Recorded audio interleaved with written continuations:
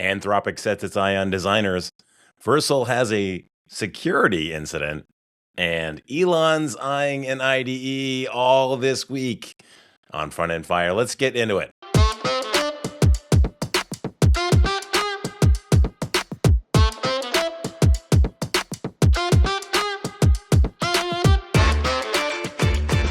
Hey, we're at Front End Fire. It's your favorite podcast on all things front end, and I'm here with our favorite podcast host, Paige Niederinghouse.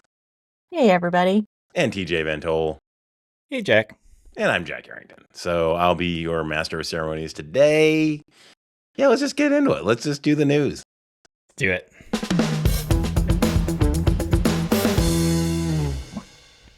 All right. So, Paige, we got some Anthropic news?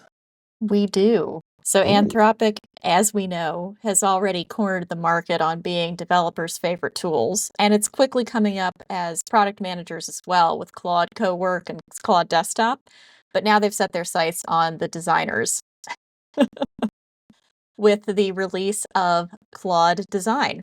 Very easy to remember URL. It's claude.ai/design, and the first time you go to it, you're going to see like a really impressive slideshow of what all design can do, because it can do a lot. It wants to do prototypes. It wants to do product wireframes and mocks, design explorations if you're a designer who wants to try potentially different ways of doing something, pitch decks, marketing collateral, and what it calls frontier design, which I'm not quite sure what frontier design means. It talks about things like AI integration, 3D modeling, things like that, but I'm not. It kind of sounds like marketing buzzwords more than anything to me. But all that being said, it is pretty cool that it's like the Claude version of Figma or the Claude version of Canva, and it really actually integrates a lot with Canva. So I think that is kind of one of their core offerings, is that once you've gotten a design or a whatever to a place where you're ready to work on it or you're ready to make some final tweaks, you can actually export it to Canva, which is pretty neat.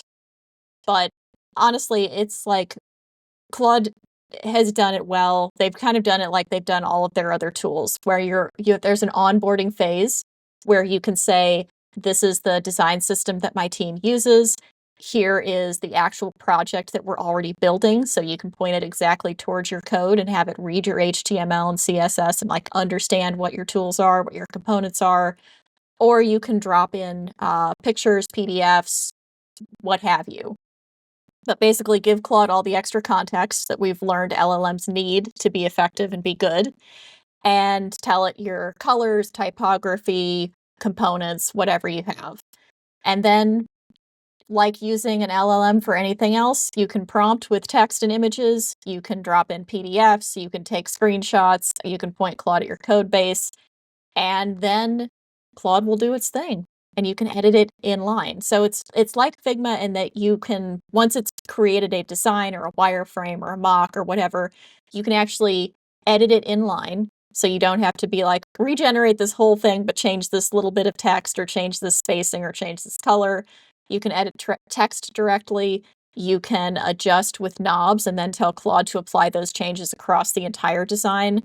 I mean, it sounds really, really impressive from everything that I've heard so far.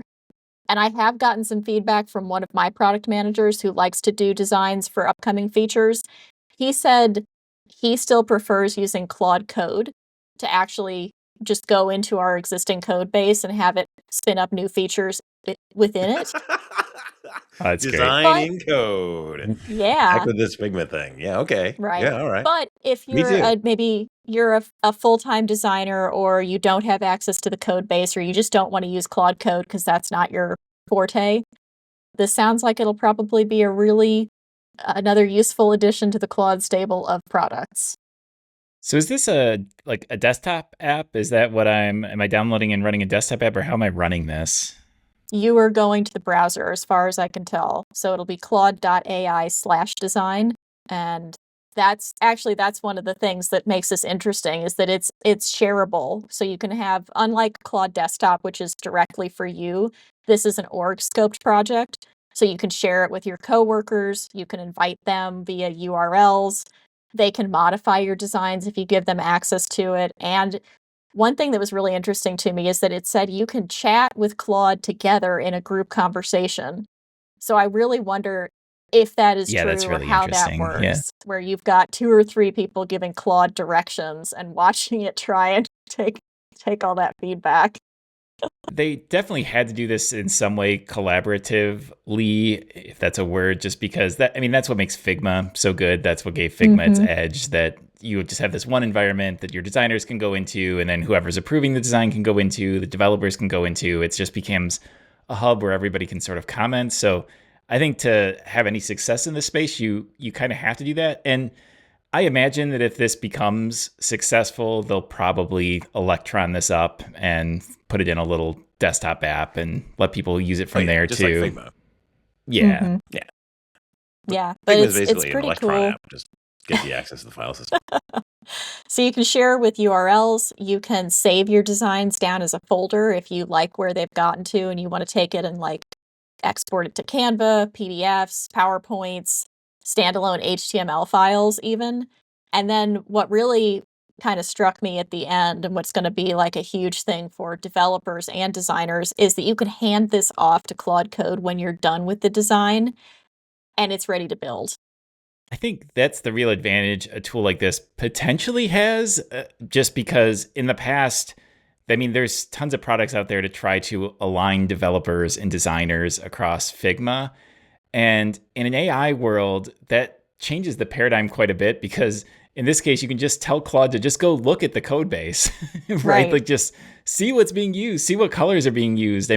So often I remember designers reaching out to me and trying to make their Figma designs mimic what's in the actual code base so that they have building blocks that they can use to match it. But it's always, that process is always a little bit janky. It's a bit manual. And where AI has the potential here is it can just say, just go look at the code for this and then just replicate it. And it's going to do that way more accurately than a designer trying to recreate something that a developer has already built. Mm-hmm.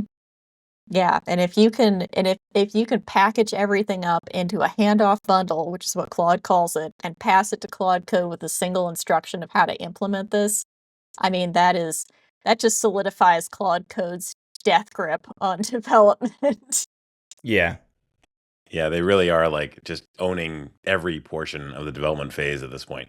I will say I just fired this up and I picked one of the examples, this iridescent card thing, which basically gives you a playing card that twists and stuff.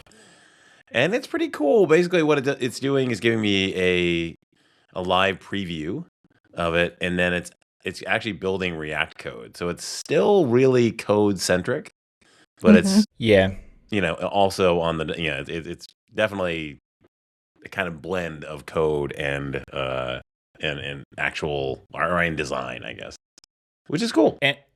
And this is brand new, and I have to imagine, obviously, this today doesn't do anything near what like a Figma or whatever would do, but just seeing that they're investing in this is kind of fascinating, because I think they definitely have the potential to disrupt this space. Yeah, absolutely. They've just rolled out co-work from preview in its beta form to just a standard application feature now. So I foresee this is probably going to be the next thing that they put a bunch of like time and testing and then roll it out more widely as well.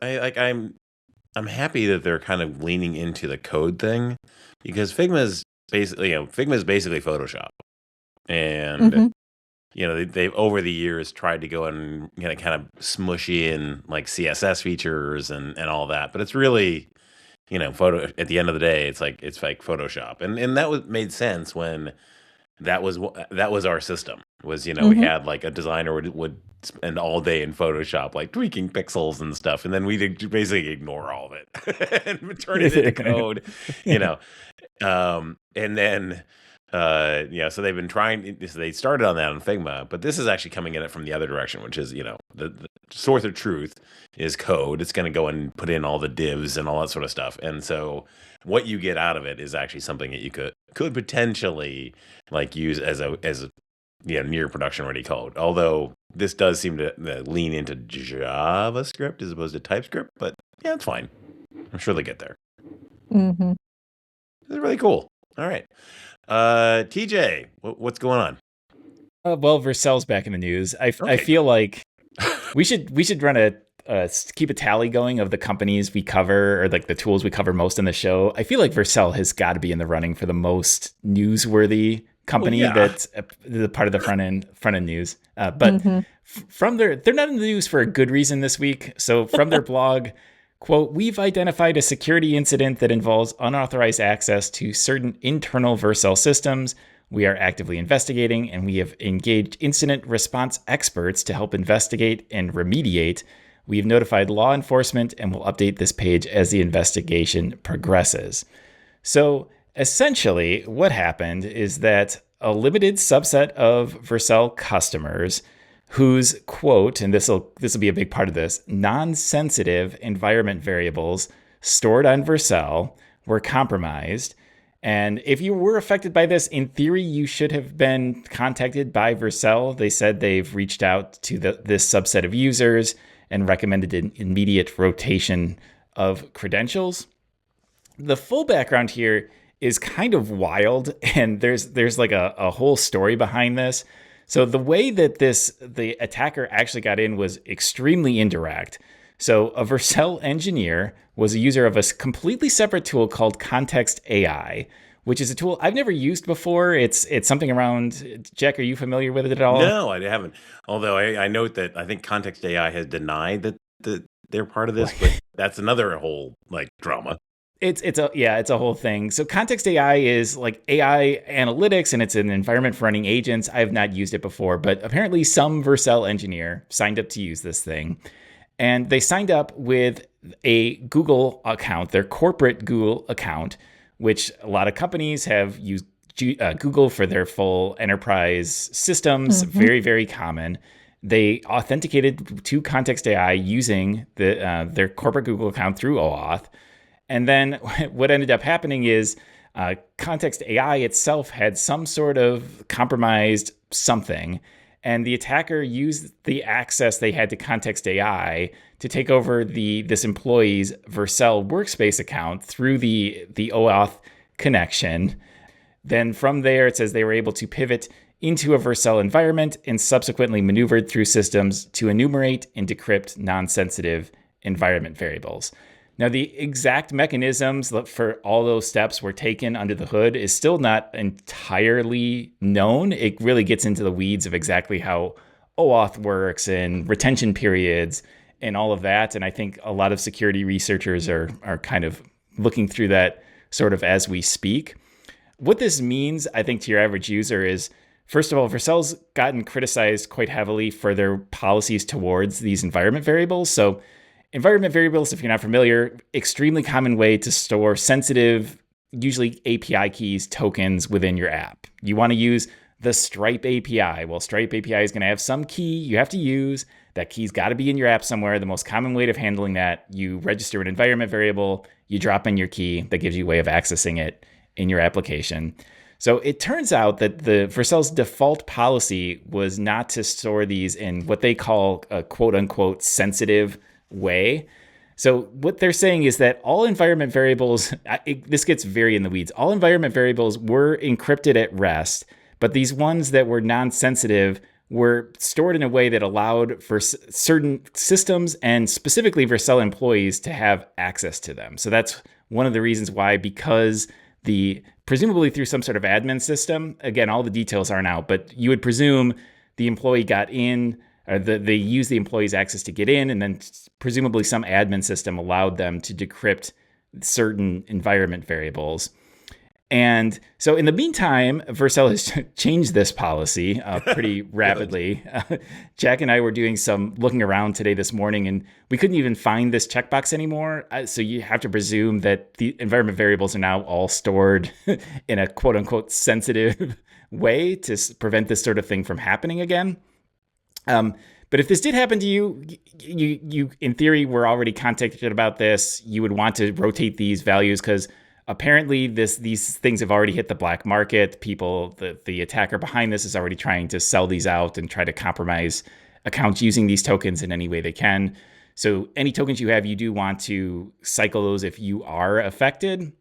And it sounds like if you if you're using Vercel, it sounds like it might not be a bad idea to cycle these values anyways, or to create new ones per their new policies.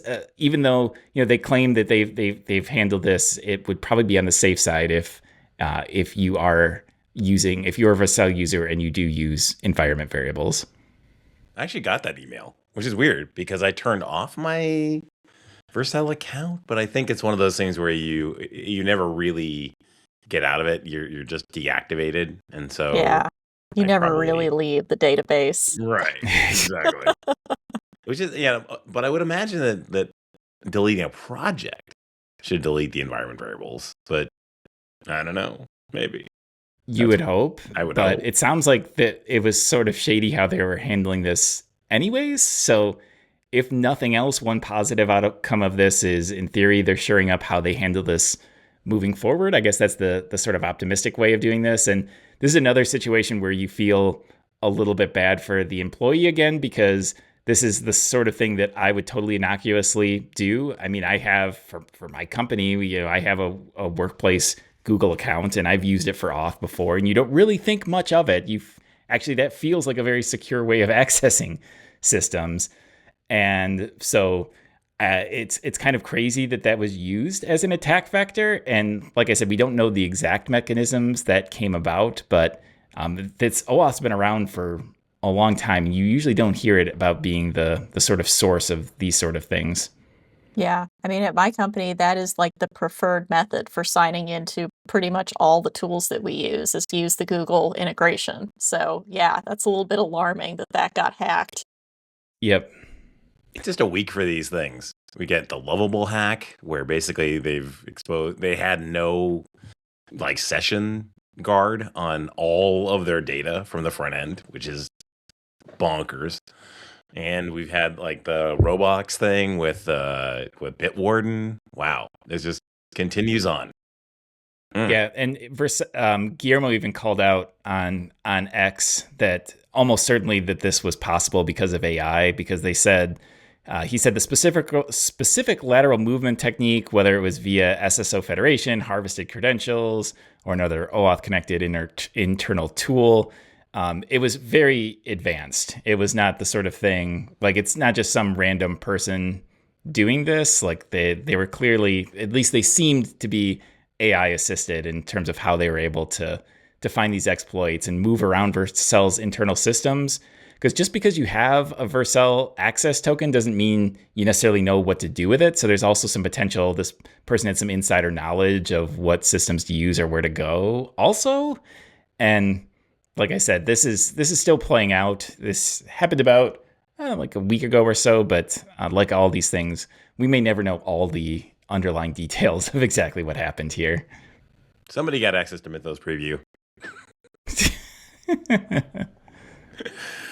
All right. Well, speaking of development news and all that, so Elon Musk is in the news, as he has now put in through SpaceX essentially an interest on Cursor. I'm not sure how all these financial machinations go, but basically they want to put a $10 billion investment in my favorite IDE of the moment, Cursor. And then with an option to buy at the current valuation, I think, which is $60 billion for Cursor. Again, a VS Code fork that, well, it actually does have its own models now, I think. Although I think the models are actually just rebranded other models. So yeah, they have their composer ones. I think there is some net new stuff they're doing. Composer actually is a rebranded other model, as I recall. Somebody was saying that it's another model that's been rebranded. And actually, there's some new news past when we even talked about this. Turns out Microsoft is now coming in, and they also want to buy Cursor, which is interesting. I mean, they have VS Code, they have Copilot, but apparently now they might want Cursor too. So yeah, they're also looking to get on this action. So we might have a bidding war over Cursor. Wow. Yeah. That's Fantastic. doubly interesting because I just saw this morning on the news that Microsoft is doing buyouts for 7% of its workforce or something. So they're trying to lay off people. And I wonder if that is to offset some of their AI spending or make it possible for them to potentially buy Cursor. Yeah. Oh, right. Possibly, I guess. I will say the money here is outrageous. I mean, the amount of money for a VS Code. I mean, I don't want to trivialize what Cursor has done to just say a VS Code fork, because they've made a really good product. I mean, we've all used it. It's really good. But is it worth $60 billion? I think that's the part that feels harder to reconcile. But on the buyer's perspective, I think both of these companies make some sense. So XAI has a ton of capacity. If you've seen what they're doing in South Memphis, they have this facility that's absolutely enormous. They have some of the most capacity in terms of data centers of any company in the world. And they really don't have anything for developers. They have their Grok models, which some people use in parts of some processes. But we're not talking about Grok on this show. We talk about what Claude is doing. We talk about what OpenAI is doing. We bring up Gemini sometimes.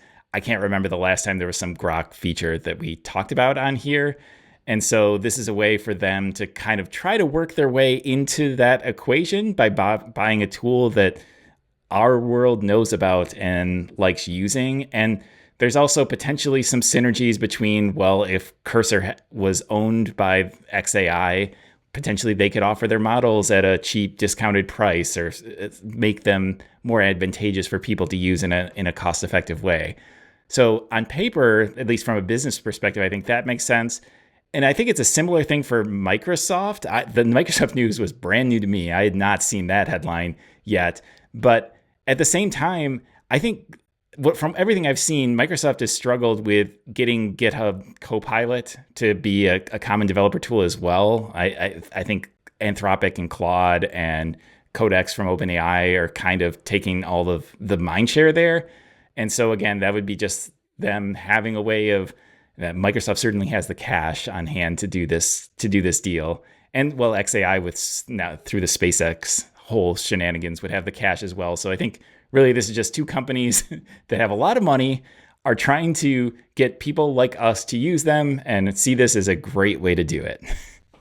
It is kind of interesting, actually. Like, I think so. SpaceX and XAI, I believe. Well, I know SpaceX is not yet IPO'd. Correct. I don't think XAI is public.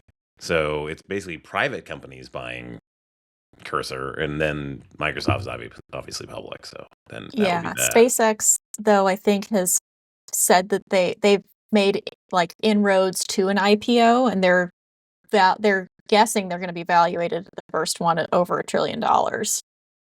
Yeah. XAI is now under SpaceX, and SpaceX will be public this year almost certainly. The process, the ball is rolling on that. Yeah, and that's kind of because SpaceX has such incredible cash flow and a business that's just providing this like surplus cash that they can use to say like, hey, we got 60 billion sitting around here. What do you want to do with it?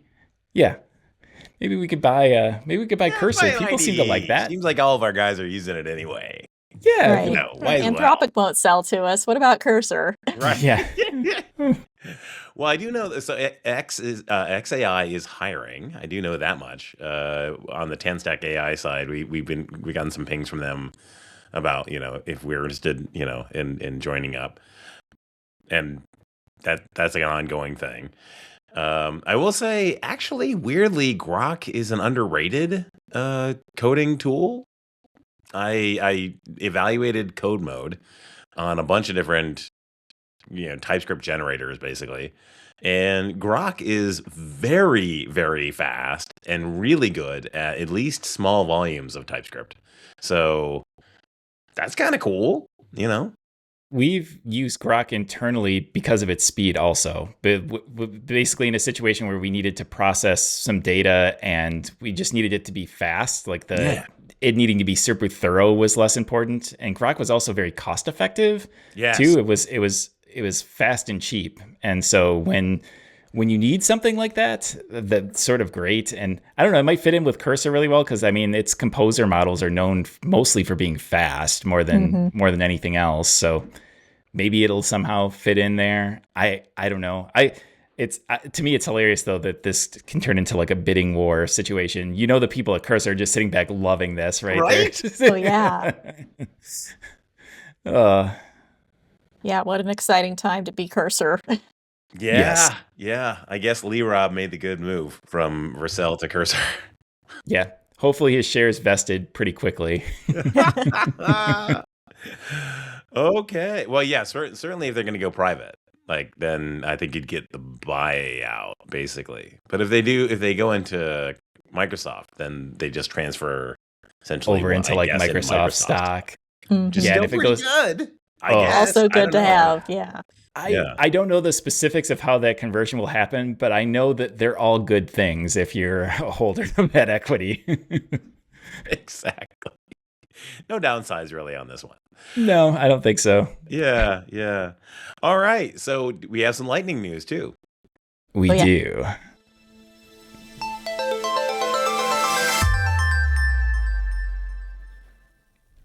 All right, who's first up? I can take the first one on this list. So I actually have some good news. We covered some bad security news, but from Google, quote, "Today we are expanding our spam policies to address a deceptive practice known as back button hijacking, which will become an explicit violation of our malicious practices of spam policies, leading to potential spam actions." Essentially, they're just cracking down on sites that hijack the back button. So Okay. if you've ever done Yes. like a search on your phone for something, you went to read an article, you hit back, the back button doesn't work. Google says they're seeing a rise in this sort of behavior, which honestly, my biggest thing from this is why did this take so long? Sites have been messing with this for years and years and Ever. years. And it feels like Google really should have penalized people for this sort of behavior well before this. But apparently, as of June 15th, 2026, because they said they're giving site owners time to make the needed changes, which I mean, come on, like it is.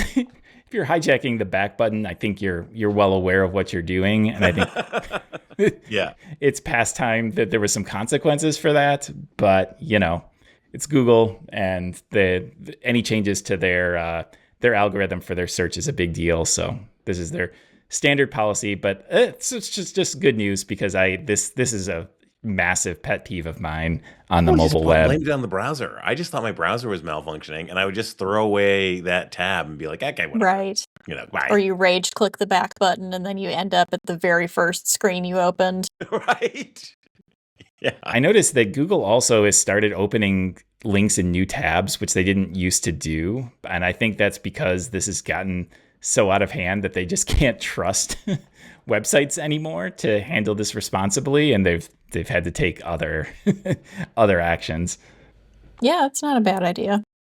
Also, like at least on the browser and the desktop, I just like hold down on the back button and then get the whole list of history and just pick which one I want to go to normally. Oh, you're a power user, Jack. I guess I just jump around that whole issue. Yeah. All right. Some more lightning news? Yes. So we talked about how Anthropic is coming for designers with Claude Design, but Anthropic is also shutting down companies with no real reason or warning beforehand. So this came up on Twitter last weekend. A developer, or I think it was actually a CTO of a company in Argentina, wrote on X that that his 60-person company had their Claude and their Anthropic access revoked over a violation of terms of service, but Anthropic didn't actually say which terms of service were violated. They just sent kind of this generic email saying that they no longer had access.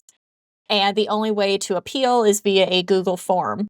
So not the most professional way to handle this, but he appealed, and then 2 hours later, all access was reinstated after apparently they had done a second review and realized he also has 50,000 followers on Twitter, so that may have had something to do with it. That can help. Yeah, but just just random stuff like this kind of shows how at the mercy companies are and developers are becoming when we put all of our AI eggs in with Anthropic or OpenAI or whoever. They can just pull access whenever they feel like it, and there's not much that we can do about it. I do, though, have some sympathy for Anthropic because their DevOps team has to be constantly running around with their hair on fire nowadays, just because the sheer just increase in how much activity they're getting. And a certain percentage of that has to be malicious, has to be DDoS type sort of activity. So I don't know. Obviously, you don't want people getting their accounts flagged or taken down without good reason, but I think there's probably a pretty innocent explanation for this, and they probably just need to ramp up their efforts to have policies in place, because the bigger clouds and such have had years and years and years to establish practices and processes for this sort of thing, and Anthropic is just getting thrown into the deep end right away. Yeah, but I hope that whoever put up that Google form as the appeal process makes that a slightly more formalized system going forward. That's pretty cheap. Just vibe code a more official process. Exactly. That's all. I mean, I'm sure the review is just AI. It's just like they're going like they probably have a policy and an abuse team, and that team is so, as you say, so overwhelmed that they have to use AI to evaluate hundreds of thousands of instances. And it has to be the first pass at the very least. Exactly. Yeah. But not having like a decent way of almost immediately filing hey, by the way, I'm okay. Please don't do this to me. That's lame. That's not great. And it's just a little bit of a cautionary tale that if you are giving all of your context and designs and everything to a particular AI, have a backup of it somewhere, like because you may need to switch it to some other provider if something like this goes on. Yeah, I think it's cheap. Yeah. Some of us at Blues have been playing more with codecs here this last little bit, because I think it is becoming more important as like Claude is having growing pains. Occasionally Claude will just be dirt slow or just be down for a bit. And so being familiar with more than one model, more than one tool is just, I think, just prudent at this point where we're at with AI. All right. Well, being done with lightning news, let's check out a fire starter. Yeah. It's been a while. Okay. What do we got for a fire starter this week? It has been a while, and I've got a new fire starter category for us, and that is Git, which is a tool we pretty much all use but don't talk about very often, because I feel like Git doesn't change all of that much. But there is a new release of Git 2.54, and there's a new command in Git called Git History. And the idea behind Git History is a way to perform certain actions that would normally take a rebase. So if you've not used Git rebase before, you are very lucky. It is a very powerful but very complicated command that you can use to do a bunch of different things that span different commits and changing up how branches work and whatnot. So the idea behind Git History is a lighter way to do some common things. So there's two different ways. There's two different arguments within Git History. So there's Git History reword, and then you give it a SHA of a commit. So if you want to just reword a commit that's somewhere in your history, you can just give it the SHA to Git History reword. It'll fire up your editor. You can put in a different commit message for it. Just really, really quick and really easy. And then there's also Git History split, and you give that a SHA of a commit as well. And then it prompts you for if you wanted to break up a commit, like let's say you'd put two unrelated things in a commit and you wanted to split it up and say like, oh, actually this one was related. I want to tag this as this feature. And then this one is actually just a bug fix. It just gives you an interactive way to do that. That's lighter weight than a full, like say, interactive rebase. So that's cool. That's good. Yeah. So if you want to check that out, Git is one of the few things that I still use by hand in an age of AI. So I will actually type out Git commands. So I do things like reword commits and move things around. Sometimes, the agent will be committing things and I've got to go in afterwards and say like, whoa, you've messed with a few things. So I do use these sort of commands a lot. So that's why it caught my attention. And if you're the sort of person that messes with this stuff too, you might want to check that out.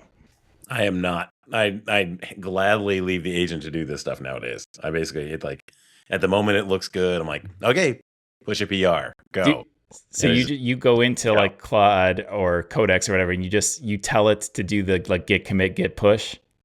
Okay. And sometimes in Cursor, for example, I'll be in the terminal and I'll like use Control L or something, Command L or something like that, and you can go and like just have it say, you could say, okay, give me a git command to do blah blah blah blah blah, to get me back on main or whatever it is. When I'm in the detached head mode, I don't even know what detached head mode is. Oh yeah, when you're in no man's land.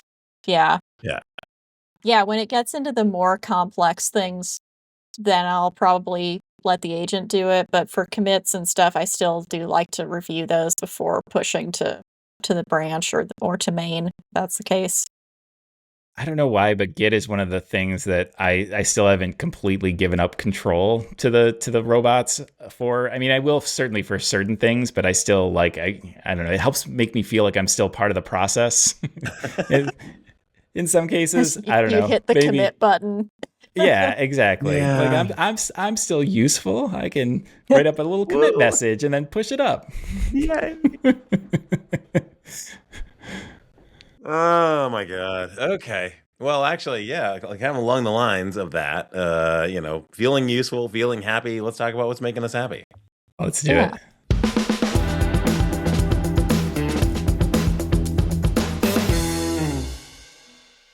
Well, since we're not getting our dopamine hits from coding, let's talk about where other places we're getting our dopamine hits. TJ, you want to start off? What's making us happy? I have a blog post for you this week, which I feel like we don't. I long for the glory days of tech blogging because I feel like we've lost some of that in an age of social media and AI. Like, we just don't have the really fun blog post that just some random person posts to their blog. Well, create this week, Twitter firestorm or whatever. Yeah. Yeah. This week, Jack Cab. URL is actually jack.cab, which I don't know how he acquired that. I don't know what a .cab subdomain even is. Okay, I'm going to look that up. Yeah, you could look it up, but he wrote a blog post that has the best lead, so LEDE. I'm going to nominate it for lead of the year for 2026, and I'm just going to read it for you here real quick. So, quote, "It turns out there's only 84,000 Firefox extensions. That sounds feasibly small. That even sounds like it's less than 50 gigabytes. Let's install them all." Which I just absolutely love.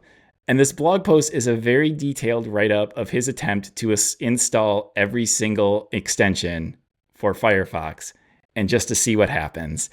And it's an awesome write-up because he talks about, like, the first challenge is just how do you even get all of the extensions? Because when you're acting at that scale, it's hard to script that sort of thing up. Then how do you install them all? And then once you start installing them, what starts to happen? And as it turns out, he said that 3,000 extensions was the last point where he was able to load web pages. And then at that point, it just became, you could still install them, but everything was just completely unusable and wouldn't load at all.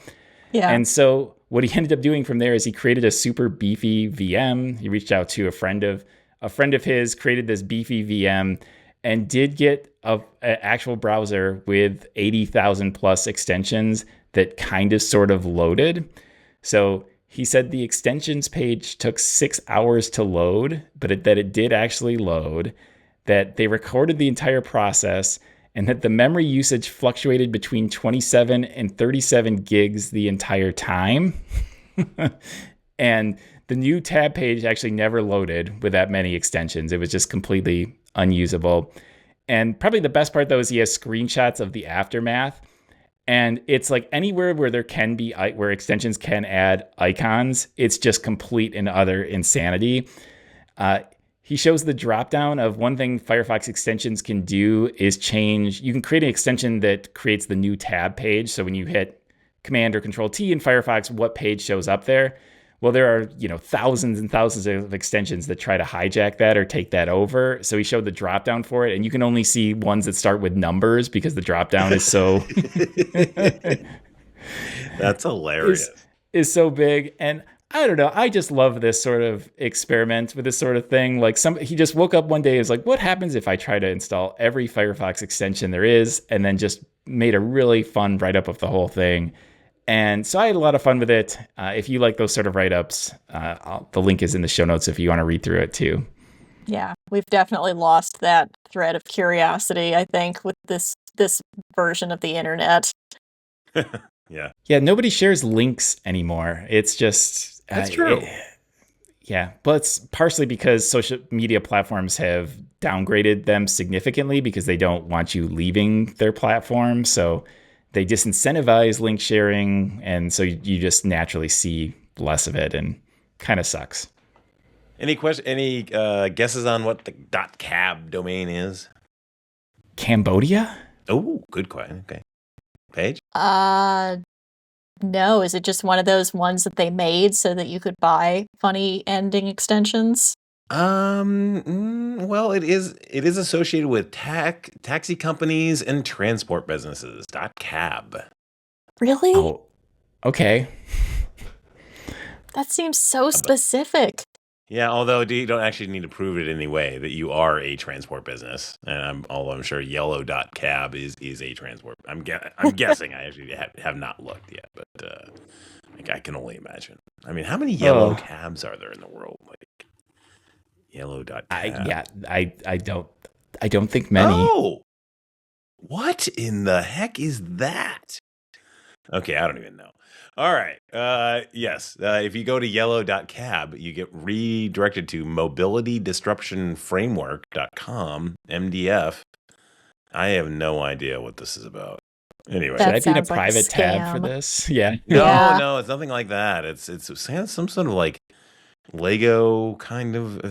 I can't even. Okay. Yeah. God, Somebody I have no somebody idea. help me. Jack, what am I looking at? There's a cat with a bag over its head and a cat plugged into a wall. And then there's a book, apparently, the Mobility Disruption Framework.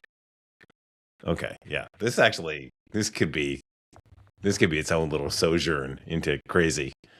Okay. The look on Paige's face is like exactly perfect. I know. I just feel like this What am I feels like looking- AI slop, if ever there was some. I'm just gonna ask my sidebar, what is ... this? Anyway. Anyway. Paige, what's making you happy? Yes, Libby audiobooks are making me happy this week. Oh, good. So I don't even remember why or when I stopped listening to them, but I just had enough for a while. So I went back to podcasts when I was doing chores around the house or whatever.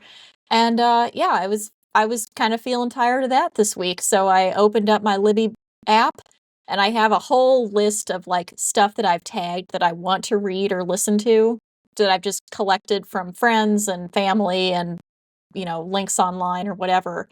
So I just went into the one of audiobooks, which I like to listen to, and said, what's available now? And, 10 or 15 of them were available. So I just picked one at random and started listening to it. And it's been nice. It's just didn't know what it was about. Didn't remember why I'd tagged it as something that I wanted to listen to. But it's been really fun to get back into it. And yeah, I'm enjoying it. I'm listening to, I think it's called The Husband's Secret right now. And okay. it's Actually, set I'm in gonna send this to my Australia. wife right now because she always asks me what your thing making you happy is. So The Husband's Secret. The Husband's Secret. It's set in Australia, Libby. so the voiceover is Oh, that's a fun good just one. because Okay. Australian accents.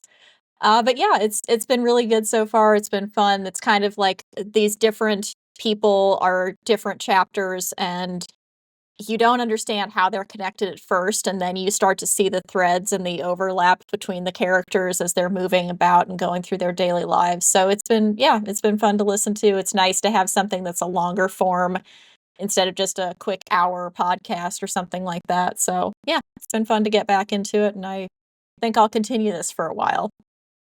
I always feel just happier, I guess, after I sit down and read or listen to a book than if I'm mindlessly scrolling or whatever the Oh case may yeah. be. So, but it's a hard sometimes I fall out of the habit. It's social media and such is just so addicting that you can fall into that trap without even meaning to do it. Sure. Yeah, I almost always do it when I'm doing something else that's like, driving, walking, doing chores, something where my hands are busy. So all I could do was listen.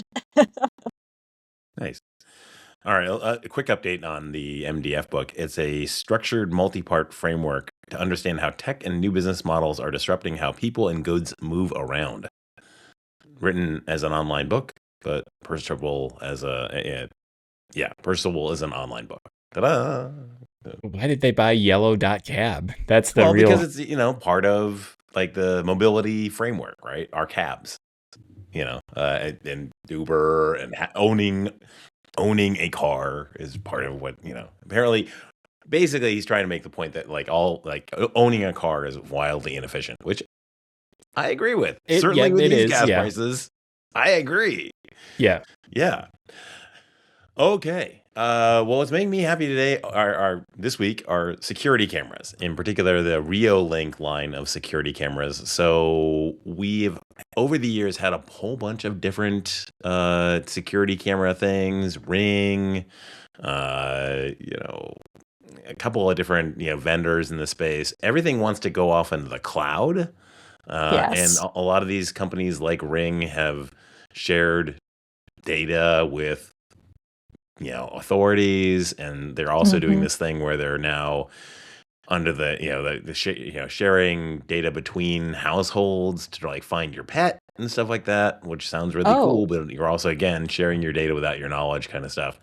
And we just kind of wanted to be off that train. So Reolink are some really good power over Ethernet uh, cameras that they have a whole line of wireless, but they also have a line of wired, which is great because all the batteries, there's no batteries and any of that. So Arlo is what I was on before. So yanking all that stuff out because it's inconsistent and it dies and yada yada, and you're buying like rechargeable batteries and it's awful. You just run one line out to it, Ethernet line. Power goes that. They've got like full cameras that do like pan, tilt, and zoom, and it's all local. So you run your own little DVR kind of thing, or you can also connect it with Frigate, which is open source software which can monitor cameras and do like AI object detection and stuff. So you can literally say like, "Hey, when I'm walking up to the house, open the garage door for me." If I, whatever that kind of thing. So, yeah, that I were really excited about that. Really excited about like not having to do like the constant battery swap and all that, mhm. and also trying to get things off of the ground so that like there's no like rodent eating cable situation, which will happen pretty regularly too. Apparently they love PVC. I don't know why, but rodents love PVC. Yeah, Ring were the ones that ran the Super Bowl commercial that they made a big deal about their feature where they can find lost pets just using an array of cameras, and it kind of backfired on them because it is a legitimately cool thing on paper, but then when you think about the implications of them being able to Mhm. detect things on just anybody's cameras, that Yeah. even if they claim you can opt out and all this other stuff, it was not great PR for them. Yeah. And I don't know. It's a little too big brother. Yeah. Yeah. Yeah. So we want to be off that. We want to not pay monthly for cloud storage and all that. And yeah, and the cameras are not particularly like expensive. So, excited to get that done. I mean, obviously the wiring is a hassle, but it's, the one and done type deal. So that's nice. Yeah, that's the thing that always gets me with so many of these is the subscription, the ongoing storage Mhm. subscription for Yeah, that's videos funny. of a guy delivering mail to my door or, the lawn care people walking past the front steps. It's just like, this is useless. Why would anybody want to store this for any length of time? Right? Or a subscription for like you get a robot vacuum cleaner or something like that, and it's got a subscription on it. You're like, what? Why? We we've been looking through these bed cooling systems. Oh So yeah, Mm-hmm. there's a Yep. subscription on that. Sleep 8. Yep. yeah, Yeah, and I'm just like casually researching it, right? Not even sure if we want to do it or whatever, but I saw that there was a subscription and I went, what? It's a bed. For my Right. bed, exactly. But that's apparently what this industry is at now. But then there's the competitors that tout that they don't have subscriptions, and I think that's a selling it's point at this point. yeah. as I recall, like there's a big thing about like there, because in order to cool a bed, you need to have some sort of fluid, or at least that's the current thing. You basically run fluid through the sheets, the You mattress. do. And with the Sleep 8, I think it was a closed system where the other systems had like a reservoir that you needed to clean. And I was like, you know what? Ain't nobody got time for that. Nope. Yeah, well, that's not even where the subscription comes in, because the Oh, no, subscription it's is that AI kind of yeah, whatever. oh yeah, because their claim is that they're monitoring, because they have all sorts of sensors in this bed, and they're monitoring that, and then they're constantly sort of changing the bed itself as you sleep to optimize your sleep.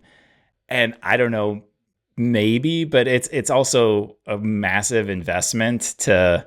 I mean, these It's things sell for thousands and thousands Oh of yeah, Sleep 8's dollars, and then you have the crazy. Yeah. subscription, Yeah. and so I don't know, but it's just another thing that subscription is sort of a built-in expectation. Yeah. Or you could just get some lighter sheets for the summer. Linen is great, really light cotton, Right? and a fan, and you're good to go. The problem is real, especially like our core problem is our bedrooms are on the second floor, and we don't have the greatest air conditioning system, because for the most part in Michigan, it's 3/4 of the year you're not using it for the most part. And then, but we get these hot summer days, and the upstairs is almost impossible to cool. But it also then feels like a big investment for those few months. Do I need like this fancy, crazy system? Subscription mattress. Yeah. I gotta tell you, this house and the previous house, we installed what's called a whole house fan, and it basically goes up into the attic.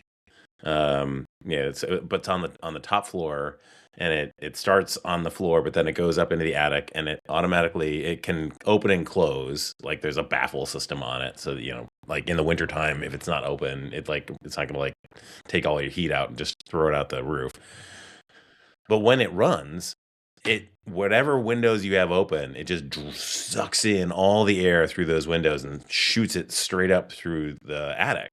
So on a warm day, if the ambient air outside is cooler than the air inside on the second floor, you can basically just open the windows in your room and just shoot all that heat just goes straight out, and it's really nice. And it's not crazy expensive. You do have to have some power in the attic, which not a lot of, not everyone has. But, basically it's just cutting a hole in the ceiling, put this thing in, and there you go. And it's really good. I also know the solution in a lot of hotter places is just to have a second air conditioning unit just for the second floor. Yeah, that's true. Which Yeah, that's another thing people do where it's warmer more often. But again, like for us, that would just be so overkill for almost all of the year. Yeah. There's also like zone cooling. You can do this thing where you can put the sensor for the thermostat, Yeah. like remotely. We've got that. Yeah. Yeah, it's honestly, zone cooling almost seems like it's more trouble than it's worth, because Yeah. finding an HVAC who can do it correctly is not the easiest thing. We had to get our air conditioner replaced maybe 3 years ago, and finding a technician who actually knew how to correctly set the new air conditioner it took like 3 different guys coming out to actually get it done. See, this is the parallel between the real world and the stuff we do in tech. You introduce more complexity, and then you just set yourself up for problems down the line. Like you think you have this fancy cooling system with all this stuff, and that's great until it stops working. And then you're like, wait, what does this thing do? How can I find somebody to fix this? It's Yeah. Yeah. This is why you have to anytime you install systems like that, you have to keep copious notes so that 6 months down the line, you're like, what the heck is this thing again? And We've how does it work? I don't we know. very much learned that the hard way. Or like we've hired people to do something and they did a good job, and then we need the same thing done 6 years later, and we're like, wait, who did we call? Like, Mhm. Can we do this? Yeah. And invariably, like sometimes they'll put like their business, like a card, like or like the sticker, like on the panel or something like that, and you call that, and it's like it's no, like yeah, the Yeah, guy 404. they went out of died, business. and now Yeah. like his kid didn't pick the business up or whatever, and you're like, oh, okay, great, yeah, crazy. All right. Well, this is a great episode. Yeah. Thanks for tuning in, and we will see you next week. Check us out on the Discord channel. We're on Front End Fire over on the Blue Collar Quarter Discord channel, and let us know how you like the show. Tell all your friends about it. In the meantime, we'll see you next week. Yeah, see everybody. See you then.